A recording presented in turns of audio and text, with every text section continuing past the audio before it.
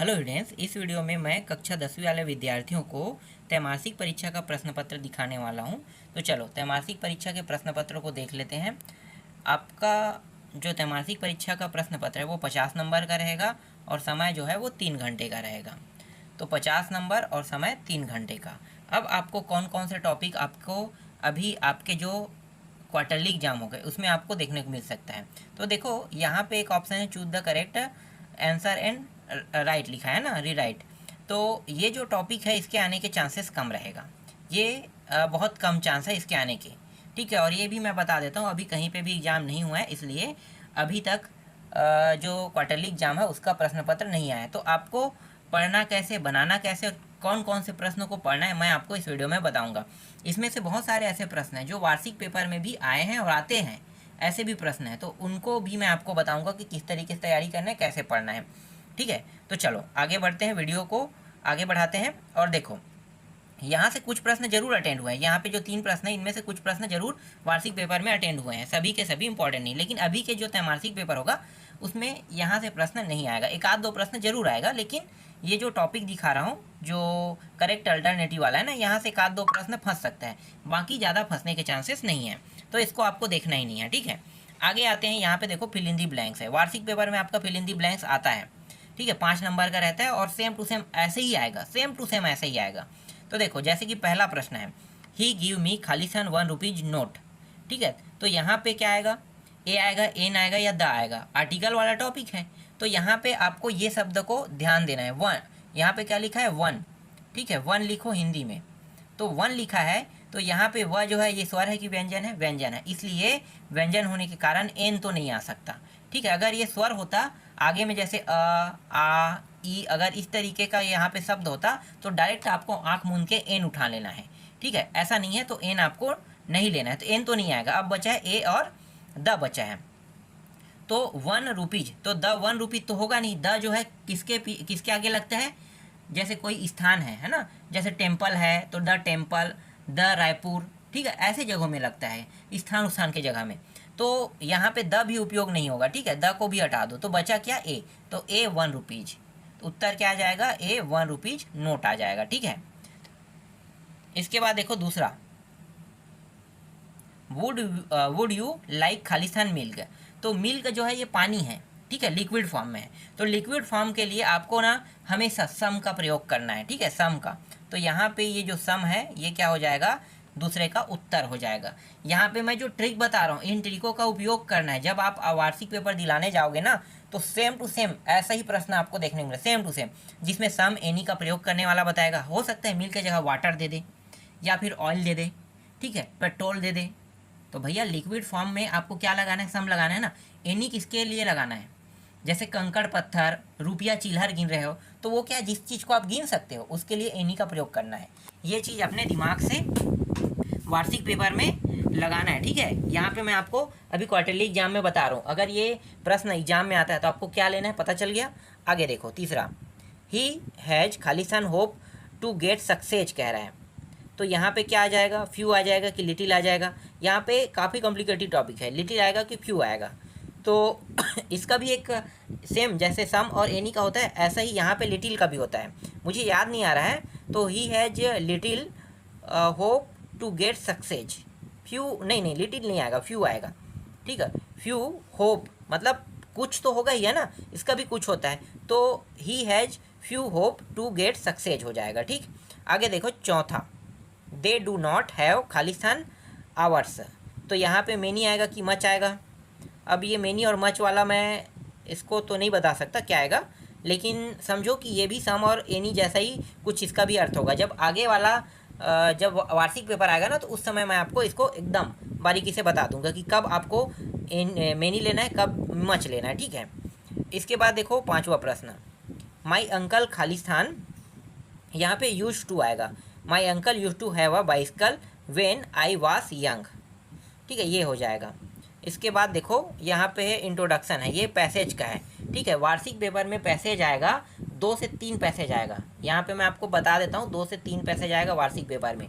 और पैसेज वाला जो टॉपिक है कौन कौन सा पढ़ना है ये भी मैं बताऊँगा आपको, वार्षिक पेपर के समय कौन कौन सा पढ़ के जाना है। जैसे कि यहाँ पे आपको दिखाई दे रहा होगा, देखो जैसे कि यहाँ पे आपको दिखाई दे रहा है इंडियन, एक मिनट आगे बढ़ रहा है, ये रहा, ठीक है। यहाँ पे देखो, तो ये वार्षिक पेपर में आया हुआ प्रश्न है ना, वार्षिक पेपर में आया हुआ ये भी प्रश्न है, कोई ना कोई सन में आया है।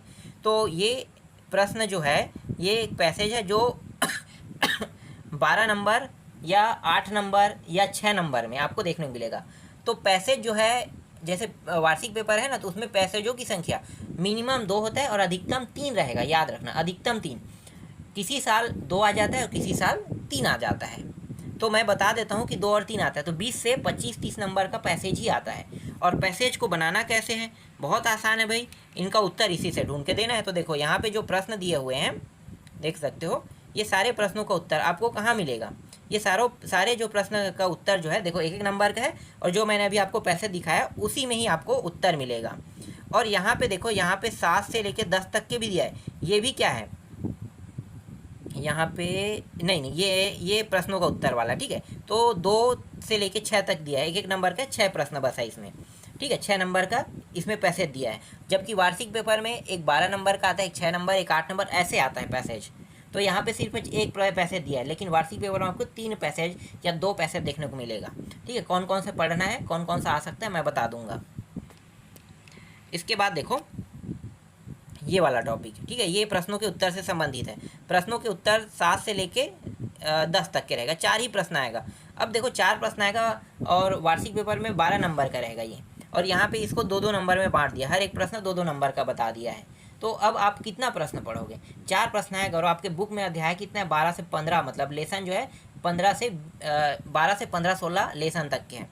तो 4 प्रश्न के लिए कितने लेसन को पढ़ना पड़ेगा, जबकि उसके अलावा अगर बाकी टॉपिकों को पढ़ते हो जो आने वाला है फिक्स, और उनकी तैयारी करते हो, तो आसानी से आप 12 नंबर को छोड़कर पूरा नंबर आप पा सकते हो भाई, क्योंकि फिक्स है, नोटिस फिक्स है कौन सा आने वाला है ना, वो तो आपको पता है।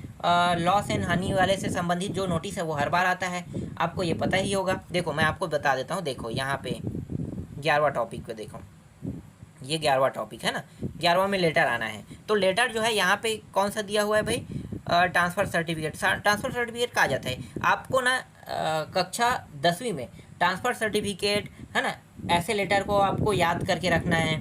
इसके अलावा देखो ट्रांसफ़र सर्टिफिकेट के साथ होता है, एक होता है करेक्टर सर्टिफिकेट, है ना। तो ट्रांसफ़र सर्टिफिकेट और करेक्टर सर्टिफिकेट को मैं एक ही मानता हूँ, क्योंकि करेक्टर सर्टिफिकेट तभी दिया जाता है जब आपका ट्रांसफ़र हो जाता है, ठीक है। मतलब जब आपके पिताजी का ट्रांसफ़र होगा तो उस समय आपको एडमिशन लेने के लिए किसकी आवश्यकता है, ट्रांसफ़र सर्टिफिकेट के साथ साथ कैरेक्टर सर्टिफिकेट का। तो दोनों को मैं एक ही मानता हूँ, दोनों लेटर में जहाँ पे ट्रांसफ़र लिखा जाएगा वहाँ पे आप करेक्टर लिख दो, ठीक है। तो ये एक ही है, इस प्रकार से ये दोनों को मैं एक ही मानता हूँ। एक बार इसके बाद है ध्वनि विस्तारक यंत्र, अंग्रेजी में भी आता है ना, ध्वनि विस्तारक यंत्र वाला अंग्रेजी में भी आता है, तो अंग्रेजी में भी आपको उसको देख लेना है। इसके अलावा अपने दोस्त के शादी उदी में जाने वाला होता है, जिसके लिए आपको छुट्टी चाहिए, ठीक है। बीमारी के कारण नहीं आएगा, बीमारी के कारण छुट्टी वाला नहीं आएगा, लेकिन दोस्त की शादी में जाने के लिए अपने प्रिंसिपल से छुट्टी लो, ऐसे भी आते हैं। तो आगे आएगा उसको मैं बता दूँगा। अभी जो एग्जाम में आएगा वो ज़्यादा से ज़्यादा ट्रांसफ़र सर्टिफिकेट, करेक्टर सर्टिफिकेट रहेगा, या अभी के जो त्रैमासिक पेपर है उसमें ट्रांसफ़र सर्टिफिकेट, करेक्टर सर्टिफिकेट रहेगा, और कौन सा रहता है, और फ्रेंड की शादी उदी, ऐसा कुछ आ सकता है, ठीक है। तो यही आएगा, छोटा छोटा टॉपिक, ज़्यादा टफ नहीं आएगा, ठीक है। इसके बाद देखो यहाँ पे है नोटिस, मुझे नहीं लगता है अभी आएगा, अभी के एग्जाम में नोटिस के आने के चांसेस कम है। और यहाँ पे जो है ना लॉस एंड फाउंड से संबंधित है, ठीक है।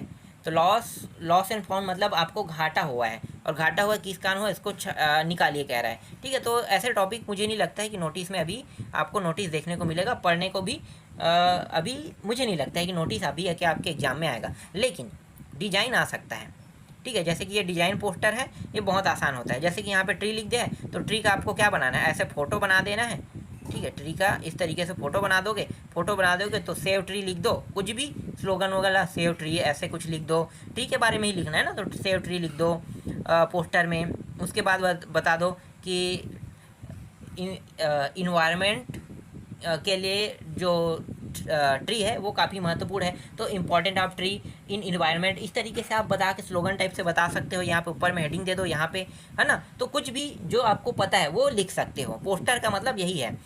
और पोस्टर के बाद एक आता है पैराग्राफ आता है, देखो यहाँ पे पैराग्राफ है, पैराग्राफ तो हेल्थ इज वेल्थ का पैराग्राफ आता है एग्जाम में, ठीक है। इस पैराग्राफ के अलावा योगा का आता है, एक्सरसाइज योगा, ठीक है। एक आता है बीमारी जैसे स्मोक है ना, कैंसर उनसर, तो आपको क्या चीज़ नहीं खाना चाहिए, तो इसके संबंधित आता है। तो ये पैराग्राफ भी आपको देखने को मिल सकता है अभी के एग्जाम में। इसके बाद देखो एक आएगा पोएट्री से संबंधित पैसेज आएगा। इसे हम पैसेज नहीं कहते हैं, इसको हम पोयम कहते हैं। लेकिन क्या करें, पैसेज आपको ज़्यादा समझ में आता है, पोएट्री पैसेज कहेंगे तो समझ नहीं आएगा ये क्या है, पोएट्री है ना। तो पोयम कहेगा पोयम मैं कहूँगा तो पोयम आप समझ नहीं पाओगे कि ये है क्या, तो इसलिए मैं इसको पैसेज ही कह देता हूँ। तो पोयम टॉपिक वाले से पैसेज आएगा हो। तो इसमें भी कुछ प्रश्न रहेगा, जैसे कि नीचे में दिया हुआ है, देखो जैसे कि यहाँ पे दिया हुआ है, इन सारे प्रश्नों का उत्तर कहाँ पे मिलेगा, यहाँ पे जो पोएट्री वाले टॉपिक है उसी पे मिलेगा ना। इसमें जो मैं आपको दिखा रहा हूँ पैसेज और पोएट्री वाला, वो एग्जाम में नहीं आएगा, इसके अलावा दूसरा आएगा। लेकिन जैसे कुछ टॉपिक है, नोटिस है, लेटर है, वो तो यहीं से आएगा ना। यहाँ पे आपको मिल जाएगा, ये लेटर वोटर मिल जाएगा, यहाँ पे जो नोटिस है वो मिल जाएगा, ये भी आपको मिल जाएगा। ट्री के जगह में ये दूसरा पूछ सकता है, ठीक है, कुछ भी दे सकता है, लेकिन सरल टॉपिक है आएगा, आप उसको आसानी से बना लोगे। हेल्थ इज वेल्थ के जगह में मतलब ट्री के बारे में पूछ सकते हैं, वाटर के बारे में आ सकता है, ठीक है। बहुत सारे ऐसे टॉपिक हैं जो पैराग्राफ में इम्पॉर्टेंट है।